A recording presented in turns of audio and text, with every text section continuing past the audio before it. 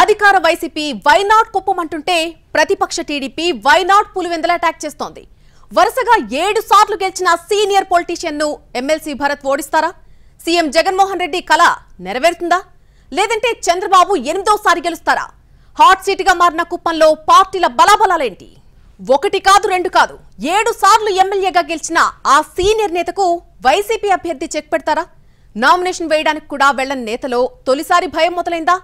Why not Kuppam అన్న CM Jagan లక్ష్యం నెరవేరుతుందా? స్థానిక సంస్థల ఎన్నికల్లో జలక్కిచ్చిన అధికార పార్టీ అసెంబ్లీ ఎన్నికల్లోనూ సత్తా చాటుతుందా? 4 దశాబ్దాల చరిత్రను వైసీపీ తిరగరాసే అవకాశం ఉందా? లేదంటే 8వ సారి రాజకీయ ఉద్దండుడు గెలవబోతున్నారా? వైసీపీ విసురుతున్న సవాల్కు టీడీపీ ప్రతి సవాలేంటి? కుప్పం అసెంబ్లీలో తెలుగుదేశం పార్టీకి తిరుగులేదు. 30 ఏళ్లుగా ఓటమెరగని చంద్రబాబు నాయుడు వైనాట్ కుప్పం అంటున్న ముఖ్యమంత్రి జగన్, చంద్రబాబు ఓటమికి వైసీపీ పగడ్బందీగా వ్యూహాలు. కుప్పంను టీడీపీకి కంచుకోటగా మార్చిన చంద్రబాబు. చిత్తూరు జిల్లాలో ఎక్కడో ఓ మూలలో ఉన్న ప్రాంతం కుప్పం నియోజకవర్గం. తమిళనాడు, కర్ణాటక సరిహద్దుల్లో కుప్పం నియోజకవర్గం విస్తరించి ఉంది. ఈ ప్రాంతం ఒకప్పుడు అభివృద్ధికి ఆమడ దూరంలో ఉండేది. కుప్పం, రామకుప్పం, గుడుపల్లి, శాంతిపురం మండలాలు కుప్పం అసెంబ్లీ పరిధిలో ఉన్నాయి. వ్యవసాయమే ప్రధాన వృత్తి. సహజ వనరులకు ఇక్కడ కొరత లేదు. క్వారీ నిక్షేపాలు నియోజకవర్గంలో పుష్కలంగా ఉన్నాయి. కర్ణాటక రాజధాని బెంగళూరు కుప్పంకు అతి సమీపంలో ఉంటుంది. అందుకే ఉపాధి కోసం కుప్పం వాసులు బెంగళూరుకు వెళుతూ ఉంటారు. 4 లక్షల పైచిలుకు జనాభా ఉంటే సుమారు 2,20,000 మంది ఓటర్లున్నారు. సామాజిక సమీకరణాల విషయానికొస్తే ఇక్కడ బీసీల జాబితాలోని వన్యకుల క్షత్రియుల ఓటింగ్ ఎక్కువ. దాదాపు 65 నుంచి 70,000 ఓట్లున్నాయి. బలిజ సామాజిక వర్గం ఓట్లు 40 నుంచి 45,000 ఉన్నాయి. ఈ 2 సామాజిక వర్గాలతో పాటు బీసీ, ఎస్సీ, ఎస్టీ సామాజిక వర్గం ఓట్లు ఎక్కువగా ఉన్నాయి. రెడ్డి, కమ్మ సామాజిక వర్గ ఓట్లు ఇక్కడ చాలా తక్కువ. రెడ్డి సామాజిక వర్గం కంటే కమ్మ సామాజిక వర్గ ఓట్లు ఇంకా తక్కువే. రెడ్డి సామాజిక వర్గం సుమారు 20,000 వరకు ఉంటే కమ్మ సామాజిక వర్గం 5-6,000 ఉంటుంది. కుప్పం నియోజకవర్గం 1955లో ఏర్పడితే ఆ ఎన్నికల్లో డి రామబ్రహ్మం విజయం సాధించారు. 1962లో సిపిఐ తరపున వజ్రవేలు శెట్టి, 1967, 1972లో ఇండిపెండెంట్ అభ్యర్థి డి వెంకటేశం 2 పర్యాయాలు గెలుపొందారు. 1978లో కాంగ్రెస్ నుంచి దొరస్వామి నాయుడు గెలుపొందారు. 1983లో తెలుగుదేశం పార్టీ ఆవిర్భావంతో కుప్పంలో ఆ పార్టీ జెండా నాటేసింది. 1983, 1985లో రంగస్వామి నాయుడు టీడీపీ నుంచి గెలిచారు. 1989 నుంచి చంద్రబాబు ఇక్కడి నుంచి గెలుస్తూనే ఉన్నారు. నిజానికి చంద్రబాబు నాయుడు సొంత ఊరు నారావారిపల్లె, చంద్రగిరి నియోజకవర్గ పరిధిలోకి వస్తుంది. 1978లో కాంగ్రెస్ పార్టీ తరపున చంద్రగిరి నియోజకవర్గం నుంచి చంద్రబాబు నాయుడు 28 ఏళ్ల వయసులోనే తొలిసారి ఎమ్మెల్యేగా గెలుపొందారు. అటు తర్వాత ఆయన కాంగ్రెస్ పార్టీని వీడి టీడీపీలో చేరారు. 1983 ఎన్నికల్లో టీడీపీ నుంచి చంద్రబాబు నాయుడు మరోసారి చంద్రగిరి నియోజకవర్గం నుంచి పోటీ చేశారు. అయితే అక్కడ 17,000 పైచిలుకు ఓట్ల తేడాతో ఓడిపోయారు. అదే సమయంలో టీడీపీ వరుస విజయాలు సాధించిన కుప్పంపై చంద్రబాబు నాయుడు కన్నుపడింది. 1989 ఎన్నికల్లో ఆయన కుప్పం నియోజకవర్గానికి షిఫ్ట్ అయ్యారు. అక్కడి నుంచి చంద్రబాబు వెనుదిరగాల్సిన పరిస్థితి రాలేదు.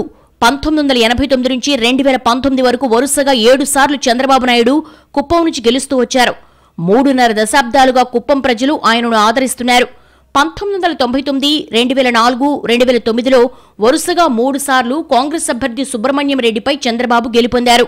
ఒకప్పుడు అభివృద్ధి అంటే ఏంటో తెలియని కుప్పంలో ఇప్పుడు ఎంతో మార్పు కనిపిస్తోంది. కుప్పం అభివృద్ధిలో అడుగడుగునా చంద్రబాబు మార్కు కనిపిస్తుంది. 4 మండలాల్లో గ్రామాన విశాలమైన రోడ్లు కుప్పంకు ప్రత్యేక ఆకర్షణ. అధునాతన ప్రభుత్వ భవనాలు నియోజకవర్గం సొంతం. ఇజ్రాయెల్ సేద్యం, మైక్రో, డ్రిప్ ఇరిగేషన్, వ్యవసాయ విధానాలను చంద్రబాబు నాయుడు కుప్పం వాసులకు పరిచయం చేశారు. ఇంజనీరింగ్ కళాశాలతో పాటు మెడికల్ కళాశాల సైతం ఉన్నాయి. డిగ్రీ కళాశాలతో పాటు ఉన్నత పాఠశాలలు మండలాల్లో ఏర్పాటు చేశారు. నియోజకవర్గంలో చక్కటి రైల్వే స్టేషన్ కూడా ఉంది. గతంలో చిన్నపాటి విమానాశ్రయ నిర్మాణానికి చంద్రబాబు భూమి పూజ చేసినా అది కార్యరూపం దాల్చలేదు. ఇదివరకు ఏడాదికి 1 లేదా 2 సార్లు మాత్రమే చంద్రబాబు నాయుడు కుప్పం వెళ్లేవారు. చంద్రబాబు నియోజకవర్గానికి రాకపోయినా అక్కడ ఓ వ్యవస్థను ఏర్పాటు చేశారు. చంద్రబాబు నాయుడు అధికారంలో ఉన్నా లేకపోయినా కుప్పం అభివృద్ధి ఎప్పుడూ ఆగలేదు. కుప్పం గ్రామస్థాయి నేతలతోనూ చంద్రబాబుకు నేరుగా సంబంధాలున్నాయి. స్థానికుల్ని పేరు పెట్టి పిలిచేంత సాన్నిహిత్యం ఉంది. నియోజకవర్గ ప్రజలు కూడా చంద్రబాబును తమవాడిగానే భావిస్తారు. చంద్రబాబు ప్రచారానికి వెళ్లకపోయినా అక్కడి ప్రజలు భారీ మెజార్టీతో గెలిపిస్తూనే వస్తున్నారు. కేవలం కుప్పం మెజార్టీతోనే చిత్తూరు పార్లమెంట్ స్థానాన్ని తెలుగుదేశం పార్టీ ఎన్నోసార్లు విజయం సాధించింది. గడిచిన 30 ఏళ్లలో కుప్పంలో కనీవినియరుగని అభివృద్ధి జరిగిందని, ఇదంతా చంద్రబాబు కృషి అని స్థానిక టీడీపీ నేతలు అంటున్నారు. కాంగ్రెస్ నేత సుబ్రహ్మణ్యారెడ్డి 15 ఏళ్ల పాటు కాంగ్రెస్ పార్టీ తరపున చంద్రబాబును ఎదుర్కొన్నారు. చిత్తూరు జిల్లా పరిషత్ చైర్మన్ గా పనిచేసిన సుబ్రహ్మణ్యారెడ్డి చంద్రబాబును 3 సార్లు ఢీకొట్టారు. అయినప్పటికీ మాజీ సీఎంను మాత్రం ఓడించలేకపోయారు. వైఎస్ హవాలోనూ చంద్రబాబుదే విజయం. 2014 నుంచి చంద్రబాబు నాయుడుపై వైసీపీ కొత్త ప్రత్యర్థిని తెరపైకి తీసుకొచ్చింది. ఆయనే రిటైర్డ్ ఐఏఎస్ అధికారి చంద్రమౌళి. 1990 బ్యాచ్ ఐఏఎస్ ఆఫీసర్ అయిన చంద్రమౌళి 2014 ఎన్నికలకు ముందు వైఎస్ఆర్సీపీలో చేరారు. 2014-2019 ఎన్నికల్లో కుప్పంలో చంద్రమౌళి వైసీపీ తరపున చంద్రబాబు నాయుడును ఎదుర్కొన్నారు. 2 సార్లు పరాజయం పాలయ్యారు. అయితే చంద్రమౌళి వన్నెకుల సామాజిక వర్గానికి చెందిన నేత. కుప్పంలో ఇదే సామాజిక వర్గానికి చెందిన ఓటర్లు అత్యధికంగా ఉండడంతో జగన్ ఆయన్ని వ్యూహాత్మకంగా తెరపైకి తెచ్చారు. 2014 ఎన్నికల్లో 55,000 ఓట్లు సాధించిన చంద్రమౌళి ఆ ఎన్నికల్లో చంద్రబాబు నాయుడు మెజార్టీని 47,000కు పరిమితం చేశారు. 2019 ఎన్నికల్లో దాదాపు 70,000 ఓట్లు సాధించిన చంద్రమౌళి చంద్రబాబు నాయుడు మెజార్టీని 30,000కు పరిమితం చేశారు. చంద్రబాబుపై గెలవలేకపోయినప్పటికీ ఆయన మెజార్టీని తగ్గించడంలో చంద్రమౌళి సక్సెస్ అయ్యారు. 2019 ఎన్నికల ఫలితాల్లో మొదటి 2 రౌండ్లలో చంద్రబాబు నాయుడు వెనుకబట్టం అప్పట్లో సంచలనం. 1989లో తొలిసారి కుప్పం నుంచి పోటీ చేసినప్పుడు చంద్రబాబు నాయుడుకు అత్యల్పంగా 6,918 ఓట్ల మెజార్టీ వచ్చింది. 1999 ఎన్నికల్లో అత్యధికంగా 65,687 ఓట్ల మెజార్టీ సాధించారు. కుప్పంను టీడీపీకి కంచుకోటగా మార్చిన చంద్రబాబుపై పోటీ చేసి 50,000కు పైగా ఓట్లు తెచ్చుకున్న తొలి అభ్యర్థి చంద్రమౌళి. ఇది వైసీపీలో కొత్త ఉత్సాహం నింపింది.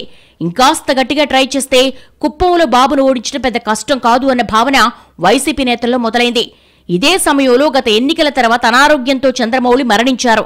చంద్రమౌళి కుమారుడు భరత్ కు పార్టీ అధిష్టానం కుప్పం ఇన్ఛార్జి బాధ్యతలు అప్పగించింది. చంద్రబాబు నాయుడు టార్గెట్ గా వైసీపీ అధిష్టానం ఆపరేషన్ కుప్పం మొదలుపెట్టింది. వచ్చే ఎన్నికల్లో గెలిపే లక్ష్యంగా ముఖ్యమంత్రి జగన్మోహన్ రెడ్డి వ్యూహాలు రచిస్తున్నారు. ఇందులో భాగంగా కుప్పం నియోజకవర్గ బాధ్యతలను సీనియర్ మంత్రి పెద్దిరెడ్డి రామచంద్రారెడ్డికి అప్పగించారు. ముఖ్యమంత్రి జగన్మోహన్ రెడ్డి ఆదేశాలతో కుప్పం నియోజకవర్గంపై వర్క్ చేస్తున్న మంత్రి పెద్దిరెడ్డి రామచంద్రారెడ్డి, ఎంపీ రెడ్డెప్ప, ఇన్ఛార్జి భరత్లు నియోజకవర్గంలోనే ఎక్కువగా సమయం గడుపుతున్నారు. స్థానిక సంస్థల ఎన్నికల్లోనూ కుప్పం నియోజకవర్గంలో వైసీపీకి ఊహించని ఫలితాలొచ్చాయి. నియోజకవర్గంలో దాదాపు 80% సీట్లు వైసీపీ గెలుచుకుంది. తెలుగుదేశం పార్టీకి మొదటి నుంచి కంచుకోటగా ఉన్న కుప్పం మున్సిపాలిటీపై వైసీపీ జెండా ఎగిరింది. ఆ తర్వాత భరత్ ఎమ్మెల్సీగా ఎన్నికయ్యారు. అదే ఉత్సాహంతో చిత్తూరు జిల్లా వైసీపీ అధ్యక్షుడిగా భరత్ నియమించారు సీఎం జగన్. మంత్రి పెద్దిరెడ్డి ఆశీస్సులతో భరత్కు పదవులు దక్కాయన్నది బహిరంగ రహస్యం. సీఎం జగన్ రాష్ట్ర వ్యాప్త నియోజకవర్గాల వారీగా చేపట్టిన సమీక్షలు సైతం కుప్పం నుంచే ప్రారంభించారు. వైసీపీ అధికారంలోకి వచ్చాక కుప్పంలో పరిస్థితులు కొంత మారాయి. టీడీపీ కంచుకోటల్లాంటి గ్రామాల్లోకి వైసీపీ అడుగులేసింది. 30 ఏళ్లుగా చంద్రబాబు నాయుడు కుప్పంకు ఏమీ చేయలేదంటూ వైసీపీ ప్రచారం మొదలుపెట్టింది. పైగా దొంగబోట్లతో చంద్రబాబు నాయుడు కుప్పంలో గెలుస్తూ వచ్చారంటూ ఆరోపణలు గుప్పించింది. ప్రజలు ఉపాధి కోసం బెంగళూరుకు వలస వెళుతున్నా చంద్రబాబు నాయుడు పట్టించుకోలేదని వైసీపీ నేతలు విమర్శలు చేస్తున్నారు. వైసీపీ ఎత్తులను గమనించిన చంద్రబాబు నేరుగా తానే కార్యక్షేత్రంలోకి దిగారు. కుప్పంలో 3 నెలలకోసారి పర్యటిస్తున్నారు. వైసీపీ ఆరోపణలకు చెక్ చెప్పేందుకు కుప్పంలో సొంత ఇంటి నిర్మాణానికి పునాది వేశారు. చంద్రబాబు స్వయంగా రోడ్డుపైకి రావడంతో కుప్పం ప్రజలు ఒకంత ఆశ్చర్యానికి గురవుతున్నారు. గడిచిన 6 నెలలుగా చంద్రబాబు నాయుడు కుప్పం వచ్చినప్పుడల్లా గొడవలు జరుగుతున్నాయి.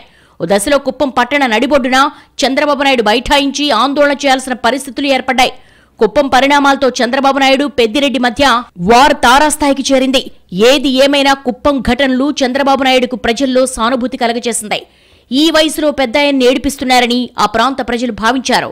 కుప్పం పరిణామాలు రాష్ట్ర వ్యాప్తంగా టీడీపీకి కొంత కలిసొచ్చాయి. కుప్పంలో ప్రస్తుతం 3వ పార్టీకి ఎలాంటి అవకాశం లేదు. గత ఎన్నికల్లో కాంగ్రెస్ పార్టీ నుంచి మాజీ ఎమ్మెల్యే కుమారుడు డాక్టర్ సురేష్, జనసేన తరపున వెంకటరమణ అనే యువ వైద్యుడు పోటీ చేశారు. కాంగ్రెస్ అభ్యర్థికి 3,800 ఓట్లు దక్కగా జనసేన అభ్యర్థికి 1,800 ఓట్లొచ్చాయి. జనసేన అభ్యర్థి వెంకటరమణ ఇటీవల ఆ పార్టీ కూడా రాజీనామా చేసి తిరుపతిలో వైద్య సేవలకు పరిమితమయ్యారు. కాంగ్రెస్ అభ్యర్థి సురేష్ సైతం త్వరలో టీడీపీ తీర్థం పుచ్చుకుంటారంటూ నియోజకవర్గంలో జోరుగా ప్రచారం జరుగుతోంది. వామపక్షాలు ఇక్కడ పెద్దగా ఉనికిలో లేవు. వరుస ఓటముల తర్వాత చంద్రబాబు రూటు మార్చారు. 3 నెలలకోసారి కుప్పంలో పర్యటిస్తూ కేడర్లో ఉత్సాహాన్ని నింపుతున్నారు. వరుసగా సమీక్షా సమావేశాలతో కేడర్కు మరింత దగ్గరవుతున్నారు. ఇప్పుడు మరో అడుగు ముందుకేసి కొత్త టీంను నియోజకవర్గంలో ఏర్పాటు చేసుకున్నారు. కుప్పం నియోజకవర్గానికి సమన్వయ కమిటీని ఏర్పాటు చేసి చైర్మన్ గా ఎమ్మెల్సీ కంచర్ల శ్రీకాంత్ కు బాధ్యతలు అప్పగించారు. నియోజకవర్గ సమన్వయ కమిటీ ఇన్ఛార్జిగా పిఎస్ మునిరత్నం, సభ్యులుగా చంద్రబాబు, పిఏ మనోహర్, మాజీ ఎమ్మెల్సీ శ్రీనివాసులు, కొందరు యువకులు ఉన్నారు. తాజా పర్యటనలో 1,00,000 ఓట్ల మెజార్టీగా ఈ టీం పనిచేయాలని చంద్రబాబు నిర్దేశించారు. దీనికి సంబంధించిన క్యాంపెయిన్ బాధ్యతలను శ్రీకాంత్కు అప్పగించారు. శ్రీకాంత్ స్థానికుడు కాకపోయినా బాబు తొలిసారిగా కుప్పం బాధ్యతలిచ్చారు. నియోజకవర్గంలో సీన్ మార్చి 1,00,000 మెజార్టీ కొట్టి వైసీపీకి షాక్ ఇవ్వాలని ప్లాన్ చేస్తున్నారు. దీనికి తోడు నారా లోకేష్ సైతం యువగళం పాదయాత్రను కుప్పం నుంచే ప్రారంభించారు. కొన్ని రోజుల క్రితం నారా భువనేశ్వర్ సైతం నిజం గెలవాలి యాత్రను 2 రోజుల పాటు కుప్పంలో నిర్వహించారు. స్థానికులతో మమేకమయ్యారు. 1,00,000 మెజార్టీ టార్గెట్లో భాగంగానే లోకేష్ భువనేశ్వరి పర్యటనలు చేస్తున్నారని నేతలు చెప్తున్నారు. తాజాగా హంద్రినీవా నీటి వ్యవహారం టీడీపీ వైసీపీలకు రాజకీయ ఆయుధంగా మారింది. కుప్పానికి నీళ్లిచ్చిన క్రెడిట్ తమదేనంటూ వైసీపీ అంటే వైసీపీది ఫ్లాప్ షో అంటూ టీడీపీ కౌంటర్లు ఇస్తోంది.